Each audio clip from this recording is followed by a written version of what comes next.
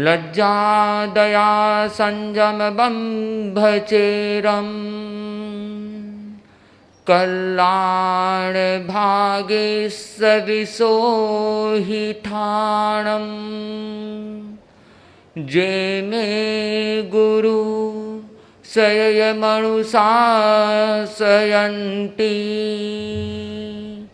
तेहं गुरु सययं पूजयामि तेहं गुरु सययं पूजयामि।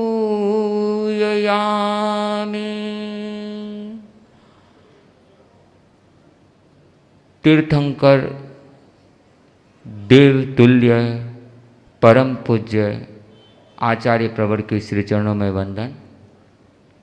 मुनि अनंत कुमार जी, कार्यशाला के संभागी भाई बहनें एवं अन्य धर्म श्रोताओं, आज का विषय है हर संसारी गुणवान। आपके हाथों में समरी मिल गई होगी, इसका एक बार वाचन करेंगे। आत्मिक गुणों के अल्पतम विकास से लेकर उसके संपूर्ण विकास तक की समस्त भूमिकाओं को जैन दर्शन में 14 भागों में बांट दिया गया है, जिनको गुणस्थान कहते हैं। शास्त्रों में गुणस्थान की जगह जीवस्थान नाम का भी प्रयोग मिलता है। जितना जितना कर्म का मालिन्य हटता है, उतनी उतनी आत्मा विशुद्धि की ओर अग्रसर होती है। गुणवत्ता के आधार पर निर्धारित आत्मविशुद्धि के ये 14 श्रेणियां इस प्रकार है।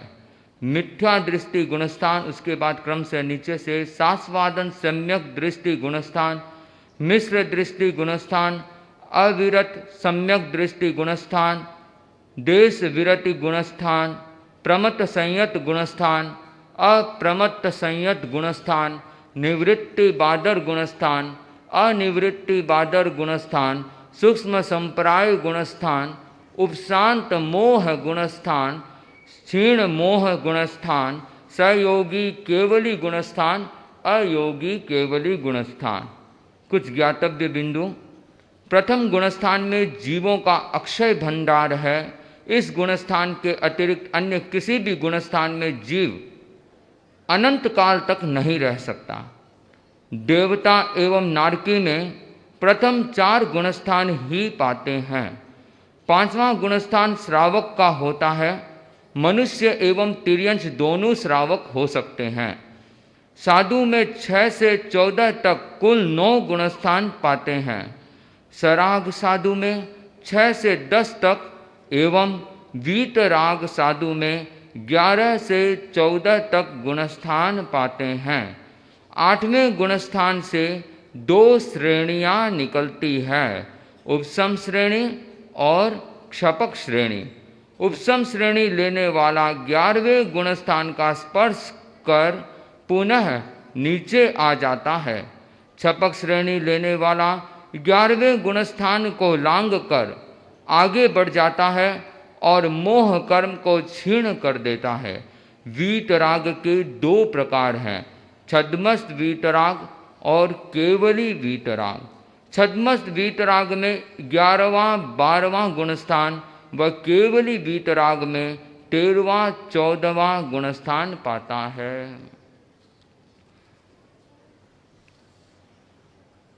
आज हम गुणस्थान की चर्चा करने जा रहे हैं और पूर्व कार्यशाला के प्रशिक्षण के क्रम में अनेक बार हमने ये सुना कि अमुक गुणस्थान की ये विशेषता है, अमुक में इतने गुणस्थान पाते हैं, मिथ्यात्वी में इतने गुणस्थान पाते हैं, सम्यक्त्वी में इतने गुणस्थान पाते हैं। और यदा कदा गुणस्थान शब्द का उपयोग कई बार हो चुका है। जैन तत्व दर्शन में गुणस्थान का भी अपना बड़ा महत्व रहा है, बहुत ही रोचक विषय है। और मैंने अनेक बार ये देखा है, सुना है, और पहले की बहनें गुणस्थान आदि अनेक विषय पर चर्चा किया करती थी।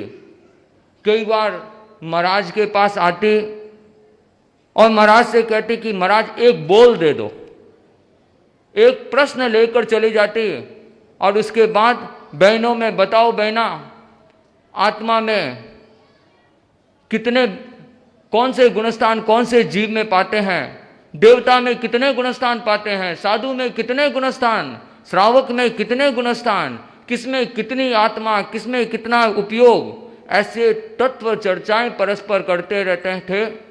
आज भी ये क्रम चलता होगा।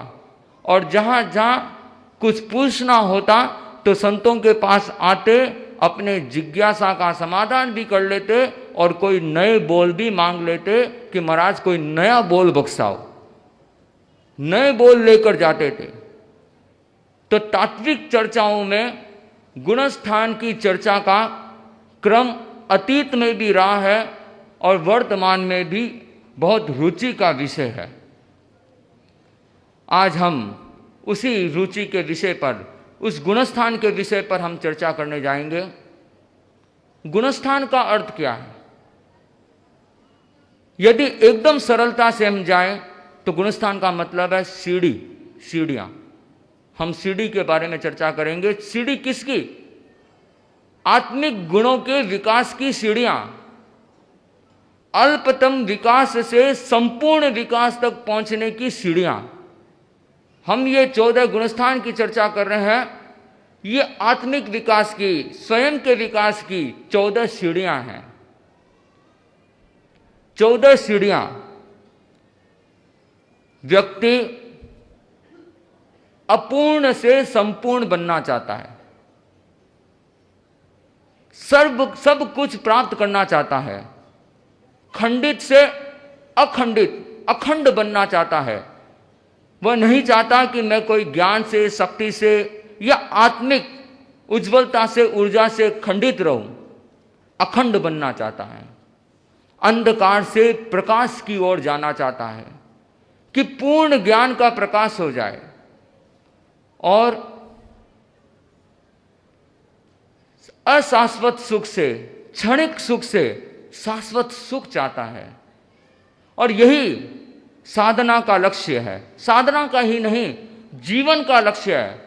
और लक्ष्य नहीं कहूं, यही जीवन है। अपूर्णता से पूर्णता में जाना, अंधकार से प्रकाश में जाना, खंडित से अखंड बन जाना, यह साधना है। शाश्वत सुख को प्राप्त करना, यह जीवन है और यही जीवन का लक्ष्य है। हम ये जानते हैं कि हमें शाश्वत सुख चाहिए। हर व्यक्ति अपने जीवन में सुख चाहता है, हर प्राणी चाहता है। खंडित सुख कोई नहीं चाहता। गर्मी लगी, पसीना आ रहा है, आपने पंखा चालू कर दिया, थोड़ा सा सुख का आभास हुआ और अचानक लाइट गई तो वह सुख वापस चला गया। वैसा सुख नहीं, शाश्वत सुख। व्यक्ति ऐसा सुख चाहता है कि जो शाश्वत सुख एक बार आ जाए फिर कभी न जाए। कहा भी गया है अरहतवाणी में, सारे जीव जगत की अद्भुत एक रूपता है अशांति, अस्वाद्य, दुखद, अप्रिय, भयकारी। सारे जीव जगत की अद्भुत एक रूपता है अशांति, अस्वाद्य, दुखद, अप्रिय, भयकारी। घबराते कतराते सभी इस अशांति से, चाह बस एक खुली रहे नित सुख की क्यारी। दुखमय गर्म हवा का झोंका कभी न झेले, फैली रहे सामने केवल शांति हिमानी। आया रोकी अरहतवाणी, आया रोकी अरहतवाणी। सारे जीव चाहते हैं कि हमें शाश्वत सुख मिले, एक जीवन का लक्ष्य बना। हर व्यक्ति के जीवन का लक्ष्य बनना चाहिए। बिना लक्ष्य का जीवन आप यदि बिना लक्ष्य के कोई गाड़ी में बैठ गए तो कहाँ पहुंचोगे। ऐसे ही साधना मार्ग में भी एक लक्ष्य बताया गया, साधना का क्रम बताया गया। आजकल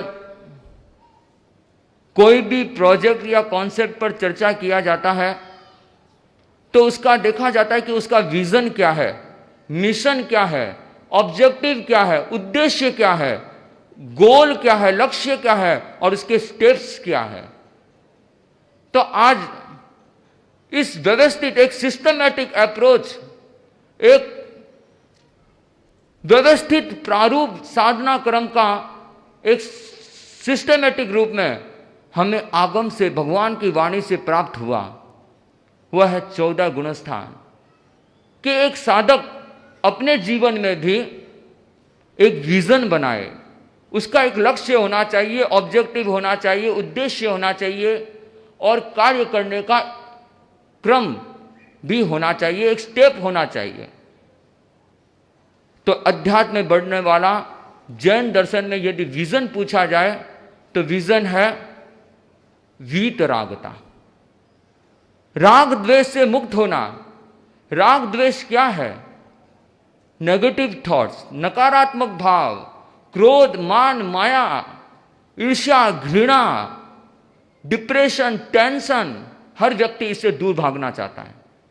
और अध्यात्म का, जैन दर्शन के अध्यात्मवाद का लक्ष्य यही है कि वीतराग बनना, विजन यही है कि वीतराग बनना।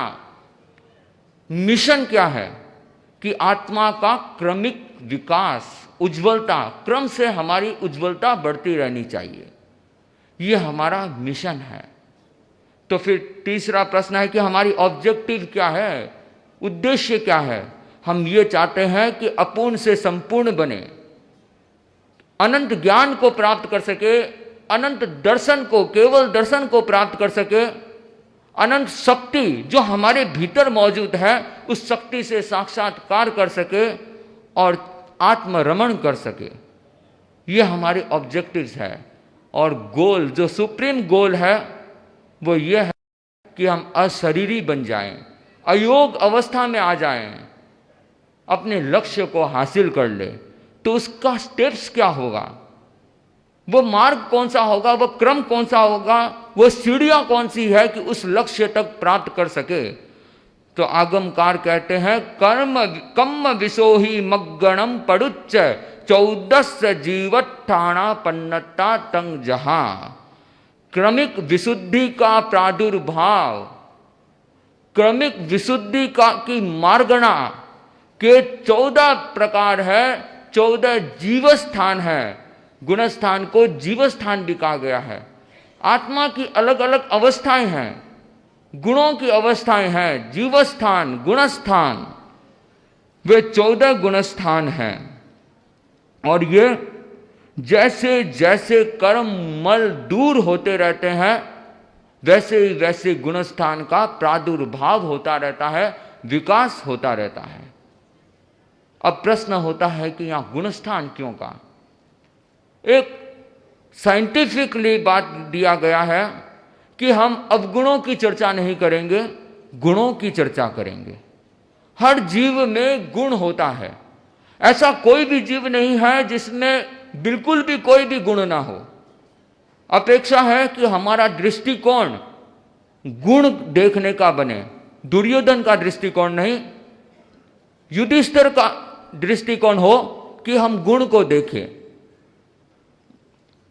एक व्यक्ति सूर्य को देख रहा था, उसने कहा कि सूर्य तुम कितने अच्छे हो, पूरे ब्रह्मांड में, पूरी धरती में इतने प्रकाश करते हो, तुम्हारी उपयोगिता बहुत है, पर तुम्हारे में एक कमी है कि तुम गर्म बहुत ज्यादा हो।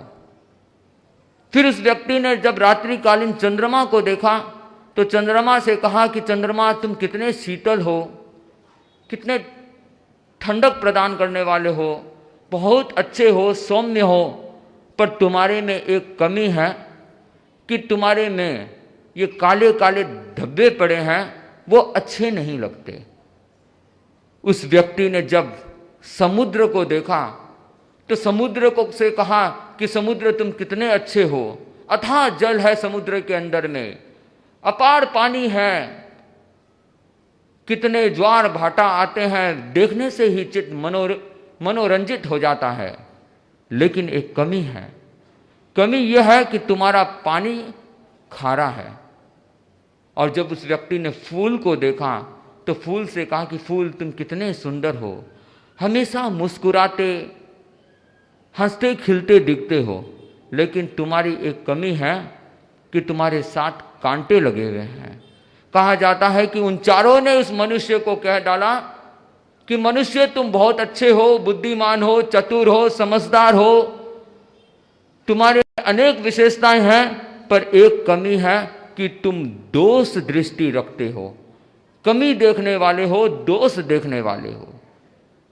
लेकिन हम उस दृष्टि को, दोष दृष्टि को दूर करते हुए आज हम गुणों की चर्चा करेंगे, गुणस्थान की चर्चा करेंगे। और उसी गुणस्थान में पहला गुणस्थान है मिथ्या दृष्टि गुणस्थान। मिथ्या दृष्टि गुणस्थान, इसमें भी स्वल्पतम क्षयोपशम के कारण मिथ्या दृष्टि कहा गया है। दो शब्द है, मिथ्यात्व और दूसरा है मिथ्या दृष्टि। मिथ्यात्व तो है उदय भाव और मिथ्या दृष्टि है क्षयोपशम भाव, कि हर मिथ्यात्वी में भी इतना स्वल्पतम क्षयोपशम तो सब में होता है। एकदम नीचे की कोटि, कम स्वल्पतम विकास की कोटि में मिथ्या दृष्टि को ले लिया गया। और कम से कम हर छोटे प्राणी में, हर सूक्ष्म प्राणी में, हर स्थावर में कम से कम ये मिथ्या दृष्टि तो है, उसमें भी कुछ ना कुछ विशेषता है, क्षयोपशम है। यदि इतना भी क्षयोपशम नहीं हो तो जीव और अजीव में क्या अंतर रहेगा? इतना क्षयोपशम तो हर जीव में रहता है। पहला गुणस्थान मिथ्या दृष्टि गुणस्थान जीवों का भंडार है, अनंत जीव है, अनंत अनंत जीव और त्रैकालिक जीवों का भंडार है। हमेशा अनंत जीव था, है और भविष्य में भी अनंत ही अनंत रहेंगे। या तो अनंत जीव पहले गुणस्थान में है या सिद्धों में है, उसके अलावा बीच में ऐसा कोई गुणस्थान नहीं है जहां अनंत जीव हो। अक्षय भंडार, कभी भी खाली नहीं होने वाला ऐसा भंडार है जहां पर अभव्य जीव है जो हमेशा पहले गुणस्थान में ही रहते हैं। अव्यवहार राशि के जीव, निगोद के जीव, सूक्ष्म जीव, सूक्ष्म सारे स्थावर जीव, सबके सब प्रथम गुणस्थान के अंदर है।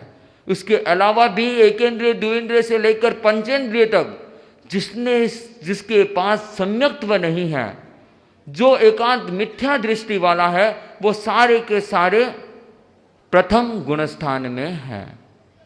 ये प्रथम गुणस्थान मिथ्या दृष्टि गुणस्थान। दूसरा गुणस्थान है सास्वादन सम्यक दृष्टि गुणस्थान। सास्वादन सम्यक दृष्टि गुणस्थान मतलब सस्वाद, केवल सम्यक्त्व का हल्का सा स्वाद है। यह गुणस्थान की भी अपनी विचित्र स्थिति है। जब कोई जीव सम्यक्त्व से च्युत होता है, औपसमिक सम्यक्त्व से च्युत होता हुआ जब वह मिथ्या दृष्टि बनता है, तब वह प्रथम ये दूसरे गुणस्थान का स्पर्श करता है। इसका मतलब जो दूसरे गुणस्थान में आया हुआ जीव है वो निश्चित ही पहले गुणस्थान में जाएगा, निश्चित ही प्रथम गुणस्थान में गिरेगा। एकदम सरलता से है, समझे। जो भी सम्यक्त्व जीव वापस जब मिथ्यात्वी बनता है, कोई दृष्टि से, कोई कारण से उसके मन में अश्रद्धा हो गया, किसी कारण से वह जीव जब वह मिथ्या दृष्टि बनने वाला है, तो बीच के अंतराल का समय, सम्यक्त्व से, छायासमिक से, फिर औपसमिक सम्यक्त्व से फिर मिथ्यात्वी बन रहा है, उस वक्त सास्वादन सम्यक दृष्टि गुणस्थान का स्पर्श होता है। जैसे पेड़ पे लदा हुआ फल जब पेड़ से टूट के गिर रहा है, पेड़ से तो टूट गया पर जमीन का स्पर्श नहीं किया। बीच का समय वह है सास्वादन सम्यक दृष्टि। बहुत अल्प समय, 6 आवलिका का समय है, ज्यादा लंबा समय नहीं है, और जीव वापस पहले गुणस्थान में आ जाता है। तीसरा गुणस्थान है मिश्र दृष्टि, सम्यक मिथ्या दृष्टि गुणस्थान। मिश्र गुणस्थान अर्थात दोलायमान अवस्था, नो हवाए नो पाराए, न इधर का न उधर का, मतलब मिश्र, न तो पूरा सम्यक दृष्टि है न पूरा मिथ्या दृष्टि है। पहले गुणस्थान में जीव का ज्ञान अज्ञान कहलाता है। आपने उपयोग के विषय में सुना कि पात्र के कारण ज्ञान अज्ञान कहलाता है। दूसरे गुणस्थान में ज्ञान है, लेकिन तीसरे गुणस्थान में मिश्र दृष्टि में भी वापस अज्ञान है। अज्ञान, दोलायमान अवस्था, बीज की अवस्था, सारे तत्वों पर श्रद्धा कर रहा है पर कहीं कोई एक तत्व पर, अर्यंत वचन पर, किसी एक तत्व पर वह संदेह कर रहा है कि ये सही है ये सही। बीच की अवस्था में है। शिकंजी पीते हैं ना, थोड़ा खट्टा भी लगता है थोड़ा मीठा भी, ऐसे ही ये दोलायमान अवस्था है, बीज की अवस्था है। ये बीज की अवस्था मिश्र दृष्टि गुणस्थान है। जब जीव सही निर्णय ले लेता है तो वह तीसरे से चौथे गुणस्थान में बढ़ जाता है, और यदि वह गलत निर्णय को, अवधारणा को मान लेता है तो पुनः वह प्रथम गुणस्थान में आ जाता है। तो ये मिश्र दृष्टि गुणस्थान है। ये केवल पहले गुणस्थान में और तीसरे गुणस्थान में ज्ञान अज्ञान कहलाता है। बाकी चौथा गुणस्थान सम्यक दृष्टि गुणस्थान, यहां से आगे सम्यक्त्व, स्थायी सम्यक्त्व रह जाता है। चौथा गुणस्थान है सम्यक दृष्टि गुणस्थान। सम्यक दृष्टि गुणस्थान, इस गुणस्थान का अधिकारी चारों गति का जीव है। पहले से लेकर चौथे गुणस्थान तक चारों गति के जीव रह सकते हैं। नरक गति के जीव भी, तिर्यंश के भी जीव भी, मनुष्य भी है और देव भी है।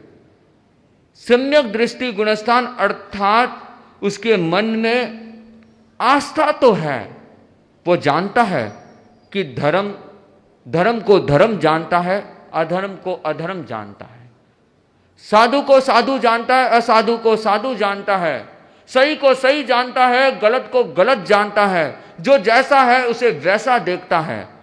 फिर भी उसके जीवन में व्रत नहीं है, त्याग नहीं है।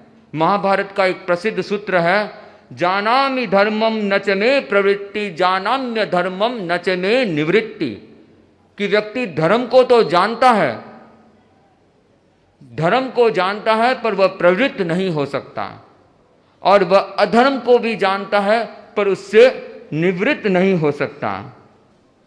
उसके चौथा गुणस्थान में उसे सम्यक दृष्टि तो है, वो सब कुछ जानता है। जैसे हाथी तालाब में स्नान कर लेता है, वापस बाहर निकल के धूल उड़ाकर वापस गंदीला हो जाता है, वैसे जीव तप आदि के द्वारा निर्जरा तो करता है पर अव्रत से वापस पुनः बंधन कर लेता है, क्योंकि उसके जीवन में संवर नहीं है। चौथे गुणस्थान तक कोई संवर नहीं लिया गया है, क्योंकि संवर त्याग के साथ जुड़ा हुआ है।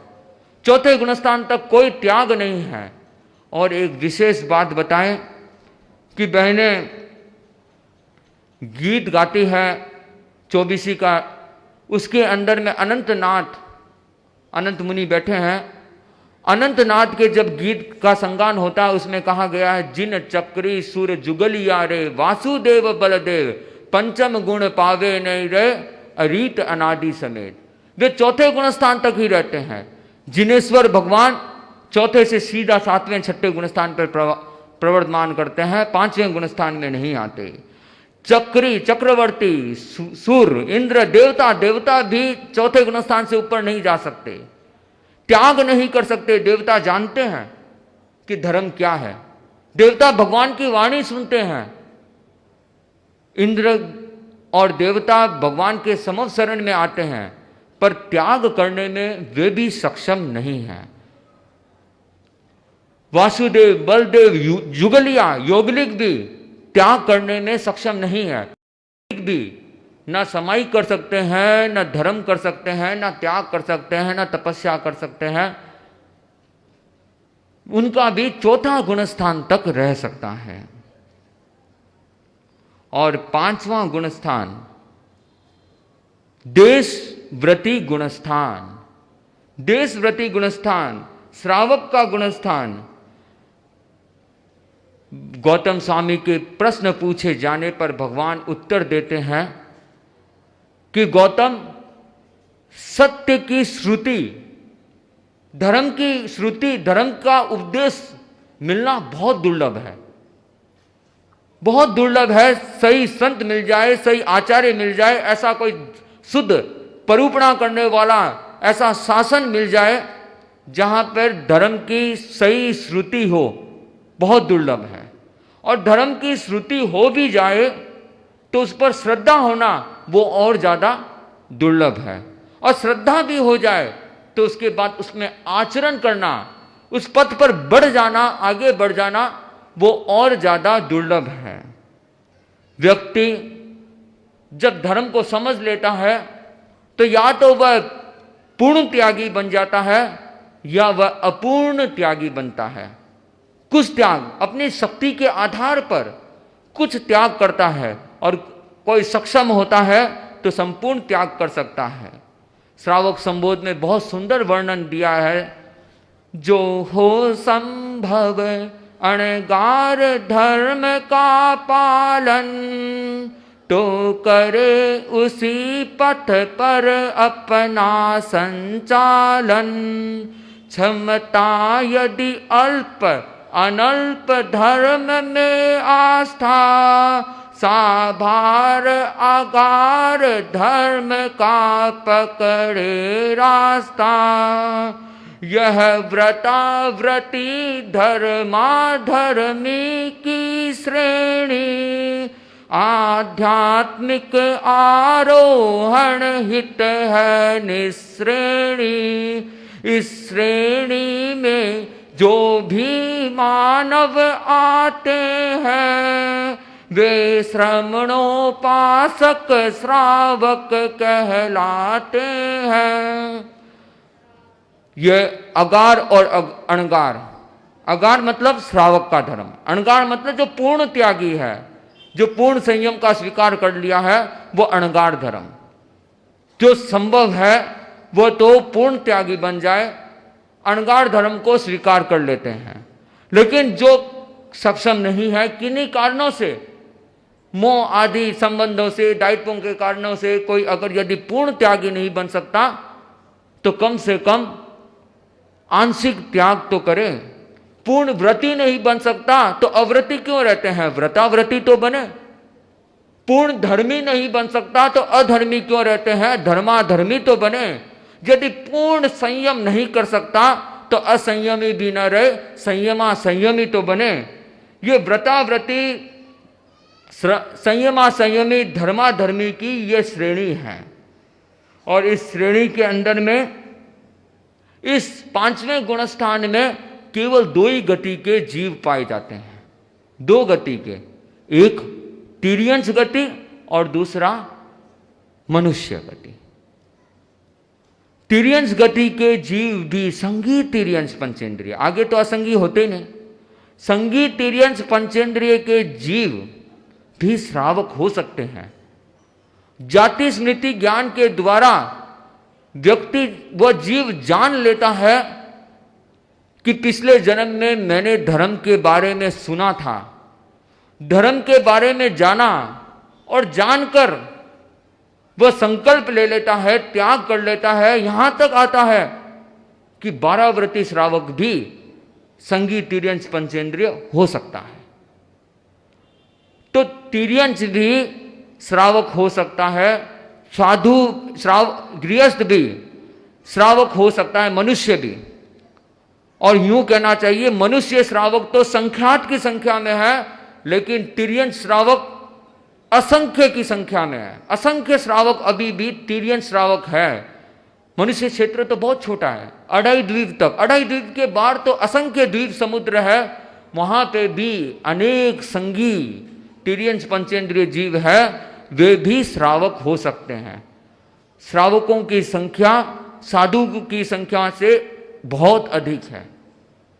तो श्रावक तिर्यंस और मनुष्य दोनों हो सकते हैं। छठा गुणस्थान प्रमत्त संयत गुणस्थान। प्रमत्त संयत गुणस्थान, जब व्यक्ति मनुष्य वैराग्यता से यदि वह पूर्ण महाव्रती बन जाता है, पूर्ण महाव्रती, संपूर्ण जावत जीवाय सावज्जम जोगम पच्चक खामी जावत जीवाय, यावत जीवन तक सावध्य योग का प्रत्याख्यान कर लेता है, तब वह साधु बन जाता है। लेकिन साधु बनते ही उसमें सबसे पहले यह ज्ञातव्य रहे, उस क्षण, पहले क्षण 7वां गुणस्थान आता है, फिर छठा गुणस्थान आता है, छठा सातवां ये क्रम बना रहता है। जब साधु अप्रमत्त अवस्था में है तो वह 7वें गुणस्थान में प्रादुर्भाव कर लेता है, आरोहण कर लेता है। और जब साधु प्रमाद में आ जाता है, प्रमाद मतलब प्रमाद, कहीं ना कहीं अनुत्साह, संयम के प्रति अनुत्साह हो जाता है, कहीं ना कहीं भान नहीं रहता, दोष का सेवन कर लेता है, कोई विचारधारा में ऊपर नीचे हो जाता है, तब वह अप्रमत्त अवस्था से प्रमत्त अवस्था में आ जाता है। अब ये एक जिज्ञासाएं, कई बार चर्चाएं कईयों के मन में आ जाता है कि साधु दोष सेवन कैसे कर लेते हैं, उनसे गलती कैसे हो जाती है, और साधु की गलती को देखकर विभिन्न प्रकार की अवधारणाएं बना लेते हैं। आखिर साधु क्या है? कोई आकाश से तो टपका नहीं। साधु भी आप लोगों के परिवार से आते हैं, दीक्षित होते हैं, परिवार का संस्कार उनके साथ जुड़ा हुआ होता है, छद्मस्त होते हैं, और छद्मस्तता के कारण, क्योंकि साधु ने जब ये संकल्प किया है, वेश परिवर्तन किया है, तो उसने वीतराग बनने का या वीतराग की साधना करने का संकल्प लिया है, न कि वो वीतराग बन गया। अभी तक वो छद्मस्त है। भिक्षु स्वामी की भाषा में, चूक छद्मस्त्री देखने मूर्ख देवे रोए, कि छद्मस्त की चूक देखकर अरे अरे अरे ये इसने कैसे कर दिया। अरे साधुओं में इतनी क्षमताएं होती है, वो प्रमादवश अपने लब्धियों का उपयोग कर लेता है। अनेक ऐसी लब्धियां होती है जो केवल साधु को ही होती है। जैसे आपने सुना, आहरक शरीर वाला आहरक लब्धि छोड़ता है, व्यक्रिय लब्धि छोड़ता है, विकुर्वणा करता है, ये सारे प्रमाद है। छठे गुणस्थान के अंदर ही ये कार्य होते हैं। प्रमाद हो सकता है, यहां तक आता है कि अपनी विकुर्वणा करके एक साधु यदि चक्रवर्ती की सेना जितनी बड़ी सेना, उससे भी अधिक बड़ी सेना बना लेता है और सामने वाले चक्रवर्ती सेना को भी भगा देता है, तो भी वह साधु प्रायश्चित लेकर आराधक हो सकता है। लेकिन संशय रखने वाला, वो अपने सम्यक्त्व को भी डोलायमान करता है, और निंदा करने वाला, संशय रखने वाला निकाचित कर्म का भी बंधन कर लेता है। भिक्षु स्वामी ने यहां तक उल्लेख किया कि 6 लेस्या होती जद वीर में, होता 8 ही कर्म, छद्मस सूक्या 3 समय रे मूर्ख थापे धर्म, कि भगवान महावीर ने जीव की रक्षा कर दी, शीतल लेस्या लब्धि का प्रयोग कर दिया, वो तो धर्म है, कि उन्होंने जीव की रक्षा नहीं। महावीर छद्मस काल में थे, 6 लेस्या थी, उनमें 6 लेस्या थी, छद्मस थे, उनसे भी वह चूक हो गई और वह प्रमाद हो गया। वह भी छठे गुणस्थान की अवस्था है। तो छठे गुणस्थान जब प्रमत्त अवस्था में होता है, तब छठा गुणस्थान आ जाता है। अब जैसे ही साधु बार बार जब अप्रमत्त अवस्था में जाता है, तो 7वां गुणस्थान आ जाता है। पर 7वें गुणस्थान की ज्यादा लंबी स्थिति नहीं है, अंतर्मुहूर्त की स्थिति है, पुनः छठे में आता है, फिर 7वें में चला जाता है, फिर छठा 7वां, छठा 7वां, ये क्रम बना रहता है। अप्रमत्त गुणस्थान, अप्रमत्त संयत गुणस्थान 7वां। उसके बाद 8वां गुणस्थान निवृत्ति बादर गुणस्थान। निवृत्ति बादर गुणस्थान, इसको अपूर्व करण कहते हैं। एक विशिष्ट अवस्था में अब वो बढ़ने लग गया।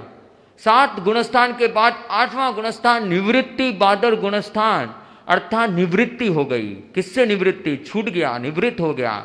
बादर से, स्थूल कसाय से। स्थूल कसाय को वह या तो उपशांत कर दिया या उसे क्षीण कर दिया। निवृत्ति बादर गुणस्थान। और वैसे बताऊं, 24वीं में ये एक लाइन आता है, 8वां थी दोय श्रेणी छेरे उपशम खपक पिछाण। 8वां गुणस्थान से 2 रास्ता निकलते हैं। एक रास्ता उपशम श्रेणी के नाम का है और दूसरा रास्ता छपक श्रेणी। कोई जीव उपशम श्रेणी लेता है और कोई जीव छपक श्रेणी लेता है। उपशम मतलब दबाना। जो जीव मोह कर्म को, कषायों को, राग द्वेष को दबा दबा के आगे बढ़ता है, अर्थात उपशम कर लेता है, उपशम करता हुआ आगे बढ़ता है, वह उपशम श्रेणी का मार्ग पकड़ता है। और जो जीव मोह कर्म का, कषायों का क्षय करता हुआ आगे बढ़ता है, वह छपक श्रेणी का मार्ग लेता है। बहुत सीधा सा है। 8वें गुणस्थान से 2 रास्ता निकल गया। ये एकदम समझने की बात है। 8वां थी दोय श्रेणी छेरे उपशम खपक पिछाण। उपशम श्रेणी और खपक श्रेणी। जो उपशम श्रेणी लेगा वो 11वें गुणस्थान का स्पर्श करेगा और पुनः लौटेगा। लेकिन छपक श्रेणी उसे लांग कर केवल्य को प्राप्त कर लेता है। तो ये 8वें गुणस्थान से 2 रास्ता निकलता है। 9वां गुणस्थान है अनिवृत्ति बादर। निवृत्ति बादर गुणस्थान 8वां और 9वां अनिवृत्ति की अनिवृत्त कि हाँ, स्थूल कसाय से निवृत्त तो हुआ है लेकिन अभी भी स्थूल कसाय बचे हुए हैं। संस्वलन, क्रोध, मान, माया, लोभ बचा हुआ है। इसीलिए ये कह दिया निवृत्ति बादर गुणस्थान, अनिवृत्ति बादर गुणस्थान। अनिवृत्ति 9वें गुणस्थान में अनिवृत्ति बादर गुणस्थान, अर्थात इस गुणस्थान में अभी भी कसाई मौजूद है। 9वें गुणस्थान में जीव पहले क्रोध का क्षय करता है या क्रोध का उपशम करता है, फिर मान का क्षय करता है या मान का उपशम करता है, उपशम श्रेणी वाला उपशम करता है, माया का उपशांत करता है, छपक श्रेणी वाला क्षय करता है, लेकिन लोभ एक बचा रहता है। वास्तव में लोभ का काम कड़ा है। क्रोध छूट गया, मान छूट गया, माया छूट गई। 9वां गुणस्थान तक क्रोध, मान, माया खत्म हो गए, क्रम से एक एक खत्म हो गए, पर लोभ नहीं छूटता। जीव 10वें गुणस्थान में भी आ जाता है। क्रोध नहीं है, मान नहीं है, माया नहीं है, इसके उदय भी नहीं है। या तो उपशम श्रेणी वाला ने इसका उपशांत कर दिया, छपक श्रेणी ने उसका क्षय कर दिया, लेकिन लोभ है, लोभ, आसक्ति, लोभ है। 10वां गुणस्थान है सूक्ष्म संपराय। सूक्ष्म मतलब सूक्ष्म, थोड़ा, संपराय मतलब लोभ। थोड़ा सा लोभ बचा है, बस थोड़ा सा लोभ। और जब तक केवल लोभ बचा है तब तक जीव वीत राग नहीं कहलाता। कसाय भले अंश मात्र तक हो, जीव वीत राग नहीं कहलाता। जब तक कसाय का उदय भाव रहेगा वह अवीत राग रहेगा, सराग रहेगा, सराग। और कसाय जैसे ही छूटा वह जीव वीत राग बन जाएगा। एक श्रेणी का आरोहण हुआ, 9वें से 10वें गुणस्थान में आ गया। न क्रोध है, न मान है, न माया है, और केवल लोभ है। बहुत ही थोड़ी देर का ये 10वां गुणस्थान है। उसके बाद जो उपशम श्रेणी लेने वाला जीव वह 11वें गुणस्थान का स्पर्श करेगा। 11वां गुणस्थान है उपशांत मोह गुणस्थान। मोह कर्म एकदम उपशांत हो गया, एकदम उपशांत, अर्थात उसने मोह कर्म को क्षय नहीं किया, दबा दिया, अग्नि को राख से ढक दिया। कई बार राख से ढकने के बाद पता पड़ता है कि अग्नि है ही नहीं, लेकिन अग्नि उसके अंदर छिपी हुई है। राख को हटाते ही या कोई निमित्त पाते ही वो अग्नि पुनः भभक उठेगी। 11वें गुणस्थान में आया हुआ जीव को वापस पुनः नीचे उतरना पड़ता है, नीचे उतरना पड़ता है। 11वें गुणस्थान का भी अपना एक कारण है। किसी कारण से 11वें गुणस्थान जीव, कहते हैं कि जीव का यदि पहले अगला आयुष्य का कर्म का बंधन हुआ है, अगले जन्म के आयुष्य का बंधन हुआ है, वह जीव छपक श्रेणी नहीं लेगा, फिर वह जीव अपने साधना काल में उपसम श्रेणी ही लेगा, क्योंकि उसे तो अगला जन्म लेना है, वो अपनी साधना में उपसम श्रेणी लेगा। इस कारण से जीव छपक श्रेणी नहीं ले पाता यदि आयुष्य का बंधन है। और एक जीव जिसने उस जन्म में उपसम श्रेणी ले लिया, इसका मतलब वो उस जन्म में मोक्ष नहीं जाएगा। वो उपसम श्रेणी ले लिया, वो छपक श्रेणी नहीं लेगा।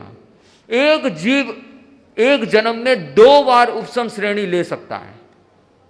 एक जीव अपने उस जन्म में 2 बार उपसम श्रेणी ले सकता है। और यूं देखा जाए, एक जीव अधिक से अधिक अनेक जन्म, अगला जन्म भी आगे का जन्म भी मिलाकर 4 बार से ज्यादा उपसम श्रेणी नहीं लेता। मिनिमम 1, अधिक से अधिक 4 बार, और एक जन्म में 2 बार से अधिक उपसम श्रेणी नहीं लेता है। अगला जन्म का आयुष्य बंधा हुआ होने के कारण जीव उपसम श्रेणी लेता है, छपक श्रेणी नहीं ले सकता। और जो उपसम श्रेणी लिया है वह जीव पुनः नीचे आएगा। और जो छपक श्रेणी लेने वाला है, मोह कर्म का छीण करते हुए, काटते हुए, क्रोध मान माया लोभ को क्षय करते हुए जो आगे बढ़ता है, जो साधक साधना में सब कर्म को क्षय करते करते वो आगे बढ़ता है, मोह कर्म का क्षय करते करते, तो वो 10वें गुणस्थान से छलांग लगा के सीधे 12वें गुणस्थान पे पहुंच जाता है। अब यहां से सारी स्थिति परिवर्तित हो गई। 12वां गुणस्थान से उसने मोह कर्म का क्षय कर लिया। क्षीण मोह गुणस्थान, 8 कर्मों में जो मूल राजा है, कर्मों का राजा, मूल कर्म, जो पाप बंधन का मूल हेतु है, मोह कर्म, उस कर्म का क्षय जीव 12वें गुणस्थान में कर डालता है। यूं तो मोह कर्म का उदय 10वें गुणस्थान तक है, उसके बाद तो 11वें में पूर्ण उपशांत है। 11वां, 12वां, 13वां, 14वां, ये चारों गुणस्थान वीतराग के हैं, वीतराग का गुणस्थान है, चारों ही वीतराग है। राग देश का कहीं उदय नहीं। 11वें में उपशांत हो रहता है, तो 12वें में मोह कर्म क्षीण हो गए। और जैसे ही मोह कर्म क्षीण हुआ, जीव 13वें गुणस्थान में प्रवेश करता है। 13वें गुणस्थान में बाकी घनघाटी कर्म, घनघाटी कर्म 4 है ना, मोहनीय कर्म है, और 3 ज्ञानावर्णीय, दर्शनावर्णीय, अंतराय कर्म। 2 कर्म होते हैं घनघाटी और अघाती कर्म। वे कर्म जो सीधा आत्मा के शक्तियों का घात करते हैं, आत्म शक्तियों को ढक देते हैं, उसका घात करते हैं, वो है घनघाटी कर्म। और जो कर्म आत्म शक्तियों को नहीं ढकते, जो आगे पौद्गलिक शक्तियों से भी संदर्भ रखने वाले हैं, सीधा प्रत्यक्ष आत्मा को घात नहीं करते, वो अघाती कर्म, जैसे वेदनीय कर्म, आयुष्य कर्म, नाम और गोत्र कर्म। तो 12वें गुणस्थान में मोह कर्म क्षय हुआ। इस कर्म शरीर की नींव हिल गई, नींव हिल गई। जो मूल राजा है वो हट गया, मोह कर्म क्षय। मोह कर्म क्षय होते ही जीव 13वें गुणस्थान आता है। आते ही प्रथम समय में ज्ञानावर्णीय कर्म, दर्शनावर्णीय कर्म और अंतराय कर्म को भी क्षय कर देता है। 13वें गुणस्थान में सहयोगी केवली गुणस्थान, केवल ज्ञान को प्राप्त कर लेता है। तीर्थंकर भी 13वें गुणस्थान में आने के बाद केवल्य प्राप्त करते हैं, फिर तीर्थ की स्थापना करते हैं, उपदेश देते हैं, केवल ज्ञानी उपदेश देते हैं। ये 13वें गुणस्थान की स्थिति है। पर 13वें गुणस्थान में भी सहयोगी गुणस्थान, योग है, मन वचन काय की प्रवृत्ति है।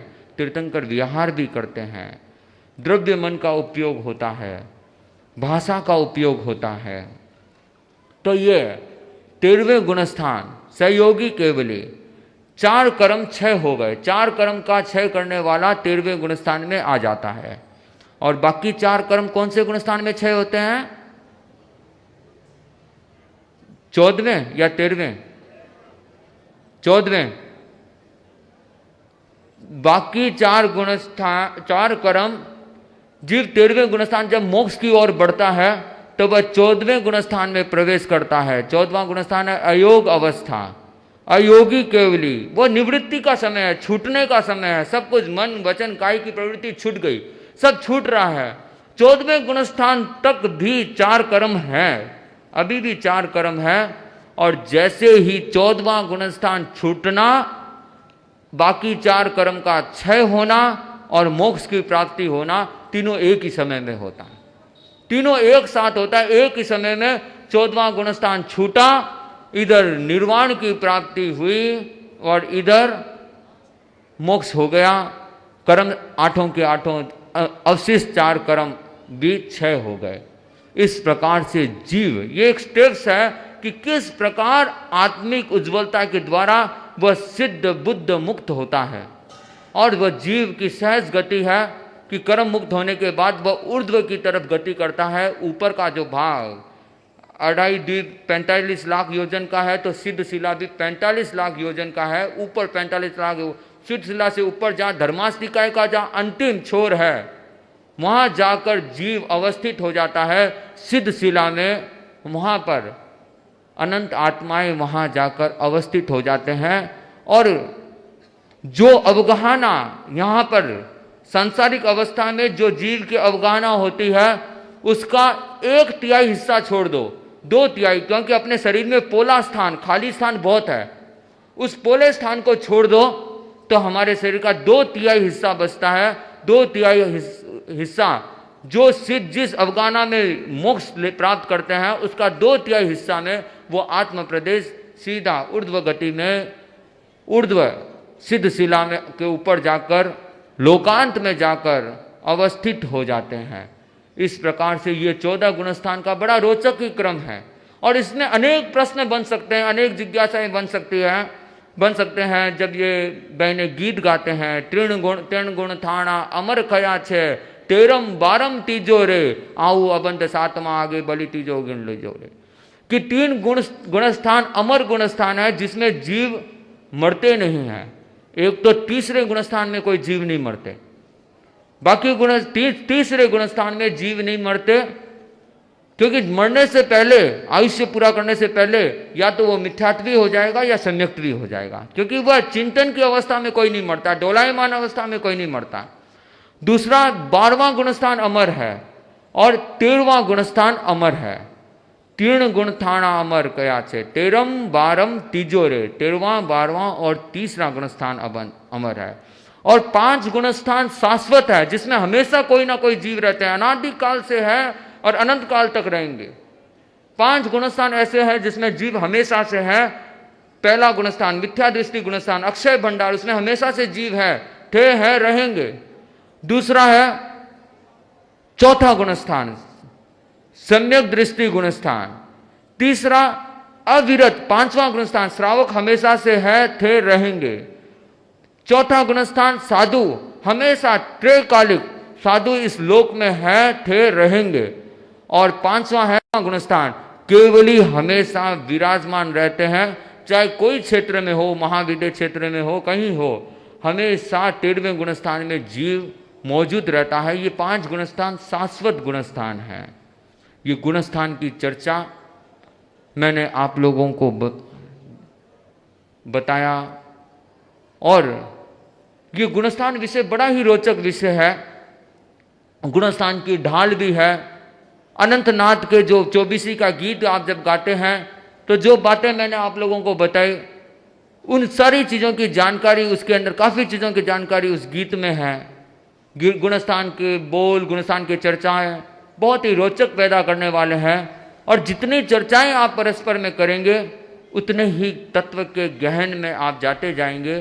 तो मैं ये गुणस्थान के विषय को यहीं पर ही संपन्न करता हुआ मैं ये मंगल कामना करूँगा कि इस गुणस्थान, ये स्टेप्स को हम समझ के, 14 गुणस्थान 14 सीढ़ियों को समझ के, हम भी अपने आत्मिक विकास का प्रादुर्भाव करें, आत्मिक गुणों का प्रादुर्भाव करें और अपूर्ण से पूर्णता को प्राप्त करें, संपूर्णता को प्राप्त करें, प्रतिपूर्णता को प्राप्त करें, कैवल्य को प्राप्त करें। इसी भावना के साथ ओम अरहम।